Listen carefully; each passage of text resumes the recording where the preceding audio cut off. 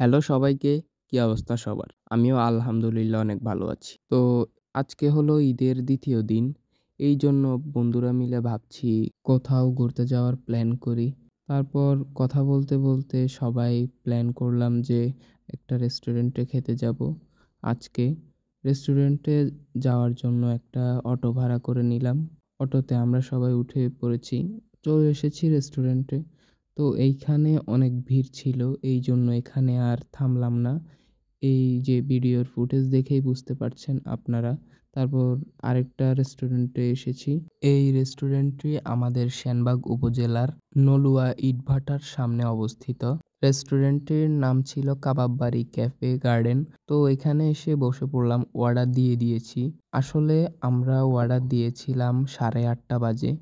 আমাদেরকে ওইখানে খাবার দেওয়া হয়েছিল 10টা 23-এ। সার্ভিসটা একবারেই বাজে। আমাদের অর্ডার দেওয়ার পরেও আমাদের ৩-৪ বার যাওয়া লেগেছে ওইখানে তাদের রান্নাঘরে। তাদেরকে বারবার বলা সত্ত্বেও তারা খাবারটা দিতে দেরি করলো। আসলে গাইস, আপনারা যদি এইরকম ব্যবহার একটি রেস্টুরেন্ট থেকে পেয়ে থাকেন, তাহলে আপনারা কি ২য় বার ওই রেস্টুরেন্টে যেতেন? কমেন্টে বলে জানাবেন। তো গাইস, আজকের ব্লগটি এই পর্যন্তই। দেখা হবে নেক্সট ব্লগে। ভালো থাকবেন, সুস্থ থাকবেন। টাটা।